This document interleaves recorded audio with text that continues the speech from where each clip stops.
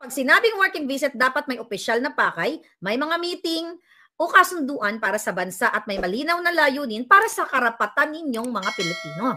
Di ba? Pero sa video na ito, ayan, sa video na yan, nakapapakita ko pa lang, ano ang nakikita natin? Sayawan, laklakan sa party, at hindi natin alam, polboronic, at kung ano-ano pa. Di ba? At kasama ang mga politikong polboronic, although hindi lang sila visible dyan sa video na yan. Alright, okay?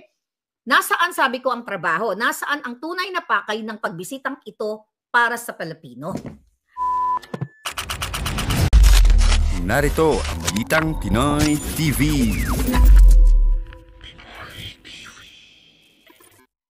Okay, breaking news. Mga kababayan, di ba may inilabas ako sa inyo na allegedly si Liz Satanas ay hinold for question dito sa Amerika kaugnay doon sa pagkamatay and allegedly doon sa overdose ng polvoron. Okay? Inulat ko yan sa inyo. Allegedly, yung kanilang kasama ay namatay na sa overdose sa polvoron. Bago tayo nag-vlog, ay chinek natin sa coroner's website. Hanggang ngayon, wala pa ring malinaw o wala pa rin, under investigation pa rin ang pagsanhi ng kanyang pagkamatay.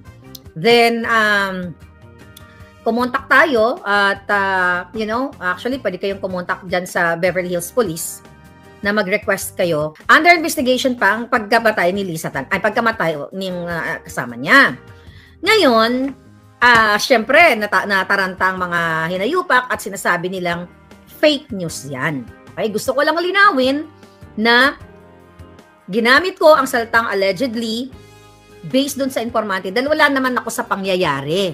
Pero kung nandoon ako sa pangyayari, sasabihin ko na sigurado ako na tegi itong taong ito at sinalaksakan ni Liz Satanas ng pulburon.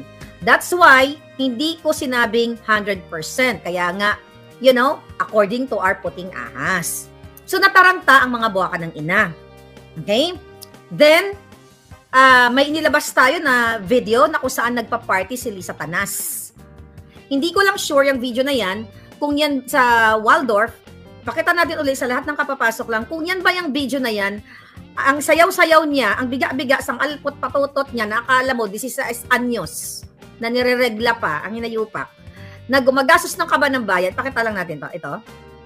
Sa mga kapapasok lang, ayan po, kung gusto niyo marinig ang sound nito, nasa Boljakan, sa ating Facebook. Alright? Ulitin natin, ito mga kababayan, hindi ko sa Waldorf yan dahil nakapag-check-in na rin ako dyan at nakakain na rin ako dyan sa lugar na yan. Ayan ang bigatla, okay? O, akala mo, this is Ice Anyos, di ba? Kasama yung mga artista o sino man yan, si Jokoy o kung sino man yan. Di ba? So, yaan ang working visit niya o bakasyon grande ng Alpot Patutot. Di ba? Yan ba ang working visit? Okay? So, tignan nyo na lang yan sa Boljakan. Mga palangga, tignan nyo sa Boljakan sa Facebook natin. Ito. Ayan ang Facebook natin. Yung mga text, yung gusto nyo makita, yung mga ang dami kong pinopost dyan ng mga writings, mga notes, kung ano pa man.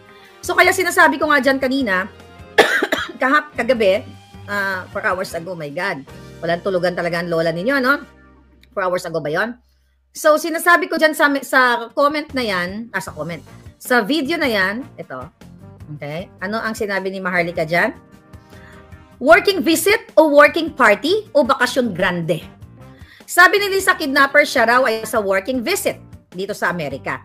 Pero kapag sinabing working visit, dapat may opisyal na pakay, may mga meeting o kasunduan para sa bansa at may malinaw na layunin para sa karapatan ninyong mga Pilipino. Di ba? Pero sa video na ito, ayan, sa video na yan, nakapapakita ko pa lang, ano ang nakikita natin? Sayawan, laklakan sa party, at hindi natin alam, polboronic, at kung ano-ano pa. Diba? At kasama ang mga politikong polboronic, although hindi lang sila visible dyan sa video na yan. Alright, okay? Nasaan, sabi ko, ang trabaho? Nasaan ang tunay na pakay ng pagbisitang ito para sa Pilipino? Alright, so ngayon, ang mga mainstream media at itong NBI, dahil yan ay kumalat na ng milyon-milyon, at ang twist nila sa story, sinasabi ko daw na si Liz Satanas ay kasabwat sa pagkagurgur nitong taong kasama nila. Hindi ko sinabing kasabwat siya. Ang sinabi ko ay, according to our source, person of interest siya. Okay? When you say person of interest, di ba? During the crime o kung ano man, di ba? Kung sino yung present o presente in Espanyol, di ba? Kung sino man ang present doon sa pinangyarihan ng insidente ay subject for questioning. Hindi ko sinabing nakakulong ang gaga. Ang sinabi ko lang, according to our source, ay na-hold siya dahil kailangan tanungin at hindi lang siguro siya at marami pang mga kasama doon. Pero hindi pa tayo makakapagbigay ng linaw right now yung cause of death talaga, kung talaga bang na-overdose, kaya paulit-ulit ko, na-overdose ba sa Clorox o kung ano man, kasi maraming angle, it's under investigation. Saan ang fake news doon?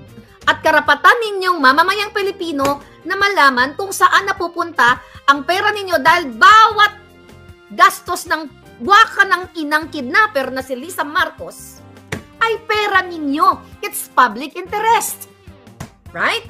So ngayon, dahil nataranta ang mga buwaka ng ina sa pakipag-ugnayan ng mga putang ina kayo mga sinungaling na mainstream media, ngayon, sinasabi na ito ay fake news. Actually, hindi ako actually ang unang nagbalita nito. Alright? Kaya nga, tanong ko sa inyo, mga kababayan, yung mga media, nag-report sila, na binalita nila, na may namatay, okay, nakilalang tao, pero hindi sinabi ang, cause of death, hindi pa naman talaga masasabi yan, kasi wala pa yung coroner's report. Pero pwede mong sabihin na namatay sa hotel kasama ang mga kaibigan at nag-party-party. Okay? Then, missing information, saan namatay, saan ang location. 'Di ba? Although ngayon may mga lumalabas na ng mga media na nagsasabi kung saan ang location, pero missing pa rin yung information kung saan, ano nangyari exactly, nag-party or what. Ang dami ng information. At ngayon, dahil dyan sa mga expose natin, sabi ko nga sa inyo, sinasaluko lahat, bala, assassins, lahat, kaso at everything, para sa paglaya ng mamamayang Pilipino sa mga hinayupak na ito. At pinapangako ko sa inyo, hanggang sa huling patak ng dugo ko, hindi ko uurungan ang mga buwakang inang ito. Dahil inumpisahan natin itong laban na ito para sa inyo, hindi para sa akin. Dahil ang napapala natin dito ay, what? Gorgor, kung sila ay makaswerte. Now, mga kababayan, galit na galit kahapon, pinag-usapan natin na itong National Bureau of Investigation, yung kanilang head na si Jaime Santiago, ako daw ipapahanting, ipapahanap, ipapa-extradite dahil sa kasong inciting to sedition at fake news. Long overdue na ito. Sinabi na nila ito sa akin noong 2022. 'Di ba? Na ipapadukot ako dito o ipapatumba o lahat na ng klase ipapa-extradite, mga ganyan. Sabi ko nga, gawin niyo, putang ina. 'Di ba? Ang tagal niyo nang sinasabi. Naalala niyo, NBI, DND, DILG, PNP, AFP versus Maharlika. Well, ako lang talaga dahil ako naman sumasagot sa lahat ng ito, and syempre kasama kayo dyan mga palangga. Lumalakas ako because of you. Dahil nandyan kayo. Ngayon, kakasuhan na ako. Kaya sabi ko, bring it on. Alright? So, fake news daw na si Lisa Tanas ay na-hold. Okay? Again, hindi ko sinabing 100% na-hold si Lisa Tanas. But, mga kababayan, naglabas sila ng picture. Si Lisa Tanas. Alright? Naglabas si Lisa Tanas ng picture. Mga palangga, tignan natin si Lisa Tanas, ha? Okay? Sa kanyang website, sa kanyang Facebook page, pakita natin, na one day, yesterday, nag-turnover of donation Eklabush. Tapos nakita nyo yung emphasis, turnover of donations, Girl Scout, Chuchu-Chuchu, FL Office, Manila, March 11, 2025. Pansinin natin yung ibang mga post niya. Alright? Pansinin natin ang kanyang mga post in the past. Okay, tignan natin to, ha. Ang dami niyang mga post in the past na wala namang mga yung mga ganyan klaseng mga ganyan klaseng parang mga binibigyan ng emphasis nga na nasa Pilipinas siya. But anyway, nag-post ngayon ang Girl Scout of the Philippines. Shinare nila yung picture ni Lisa Tanas na yan. Gusto ko gamitin ninyo ang inyong mga forensic, ang inyong mga forensic skills kung paano natin ito hihimayin. Okay? Ang mga pangloloko sa atin ng mga bangag na ito. Alright? Alright, tignan natin. Girl Scout of the Philippines. Stay tuned dahil may pasabog tayo sa gitna ng ating vlog. Alright? Keep sharing. One day. Okay, basahin ko dyan. Ayan yung picture. Alright? Ang sabi dito, we are deeply grateful to the generous donation received from 2 successful art exhibits, Goldenberg Mansion and Goldenberg Mansion Art Series Exhibit Series 3 exhibit Tapiceria with Girl Scout of the Philippines as the sole beneficiary. The donation was officially turned over to us through our Chief Girl Scout Lisa Tanas, reinforcing the impact of art. Walang date. Hindi ba ang Girl Scout ang isang website ng gobyerno o may pinupondohan ng gobyerno? Meron kang sariling posting kung kailan, paano, ano ang mga kaganapan, when, where, what, how. Pero bakit sharing lang? Makikita natin dito, tayo ay nag-iimbestiga dito bilang isang mamamayang Pilipino na concern sa pera ng bayan na nilulustay ng mga buwaka ng inang ito. Alright, so tignan natin ang mga comments. Okay? Ang sabi dito, pictures, ayan, may mga nagsabi, share po, sabi ng isa, sabi ni Rayleigh Lopez, shared post talaga? Wala ba kayong official na sa inyo mismo nang galing? Okay.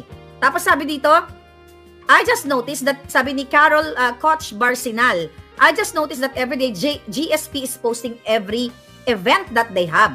As in everyday. Ito na nga mga kabalita. Ano na ang masasabi nyo patungkol sa balitang ito?